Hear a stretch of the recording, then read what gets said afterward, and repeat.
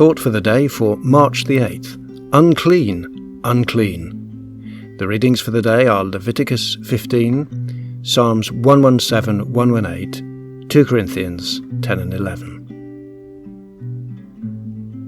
Those suffering with leprosy in Bible times were expected to cry out, "Unclean, unclean," Leviticus 13 verse 45, so that people would know not to touch them for fear of contagion.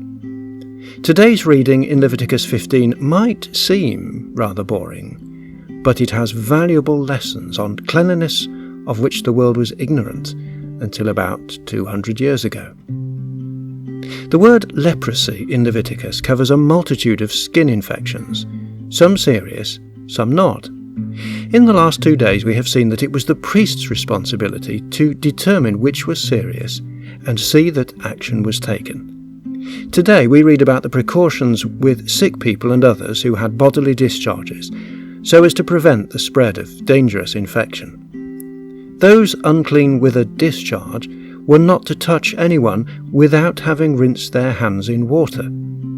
The person touched by someone unclean was also regarded as unclean until the evening, and was required to wash his clothes and bathe himself, verse 11. They also had to cleanse the drinking and other vessels they used. It is only a few generations since our world discovered how infection spread, and the great importance of hygiene. Before then, countless deaths and plagues occurred. In the 19th century, a few medical men, suddenly realizing that the Bible had such laws given by God 4,000 years earlier, became convinced it really was a divine revelation from God, and regarded the Bible as a divinely inspired book, and the doctors then started to cure more than they killed. In today's 2 Corinthians chapter 11, we see a spiritual counterpart. Paul laments that some were easily led astray from a sincere and pure devotion to Christ. He then writes, "If someone comes and proclaims another Jesus than the one we proclaimed, or if you receive a different spirit from the one you received, or if you accept a different gospel from the one you accepted, you put up with it readily enough," verses 3 to 5.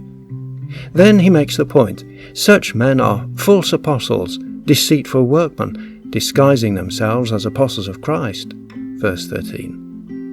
The tragedy today is that many accept an unclean gospel, but some, by God's grace, come to realize this and go through a cleansing process.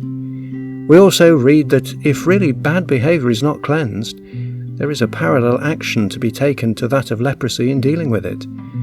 See what Paul wrote in 1 Corinthians chapter 5, verses 9 to 13. The faithful congregation cannot include those who are spiritually unclean.